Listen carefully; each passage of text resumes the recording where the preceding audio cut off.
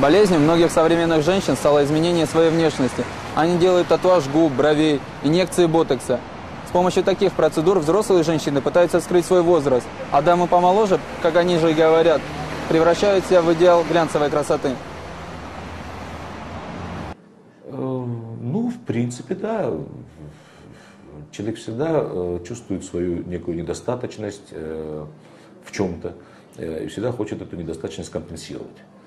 То ли реальными делами, это считается наиболее правильным в психологии, то ли вот улучшением, я говорю в кавычках, улучшением внешности. Потому что, как правило, внешность от этого не улучшается. К сожалению, человек всегда склонен вот, к зависимости от чего-либо. Будь то изменение внешности, будь то игра на автоматах, да все что угодно. Да? То есть человек может привязаться ко всему, что угодно.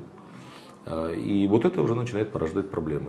Так вот, в данном случае, вот в этой конкретной ситуации, это может привести к серьезному ухудшению здоровья людей. В ходе экспериментов ученые определили, что ботокс влияет на эмоции, а для нормальной работы мозга необходимы активные действия лицевых мышц.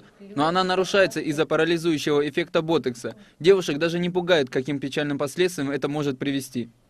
Ботокс – это токсин. Токсин, который вызывает паралич. Да? В больших дозах этот препарат вызывает, то есть, ботулизм, такое заболевание, которое все знают. Часто в своей практике я встречаюсь с такой процедурой, как увеличение губ. Даже чаще сталкиваюсь с осложнениями.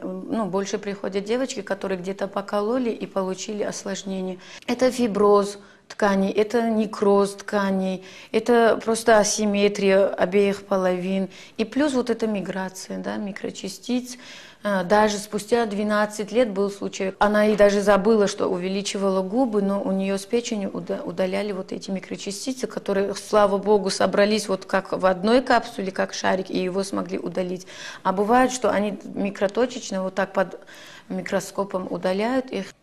При неудачном проведении подобных процедур может вообще наступить полный паралич лицевых мышц. А с точки зрения ислама вообще запрещается изменять свою внешность, так как это расценивается к недовольству, чем наградил Всевышний. Сегодня, к сожалению, татуаж очень распространен среди девушек. Татуаж делают на губах, на бровях и так далее. И с точки зрения религии делать татуаж является запрещенным. Аллах проклял тех людей, которые делают татуаж, и тех, кому его сделали. И тот человек, который сделал татуаж, он должен искренне раскаяться в содеянном, с твердым намерением больше не возвращаться к этому греху. И обязуется татуаж убрать, в том случае, если не будет нанесен сильный вред коже. Если есть такая возможность и человек не уберет татуаж, то у этого человека намаз не засчитывается. Татуаж является запрещенным, потому что это является изменением той внешности, которую дал тебе Всевышний Аллах. Некоторые современные девушки перестают завоевывать авторитет с помощью своих поступков и скромности, забыв о том, что мужчина себе в жены выбирает не картинку с глянцевого журнала, а хранительницу очага с естественной красотой и скромностью. Магомед Расул Махдиев, Магомед Сагитилов, Новости 24, Махачкала.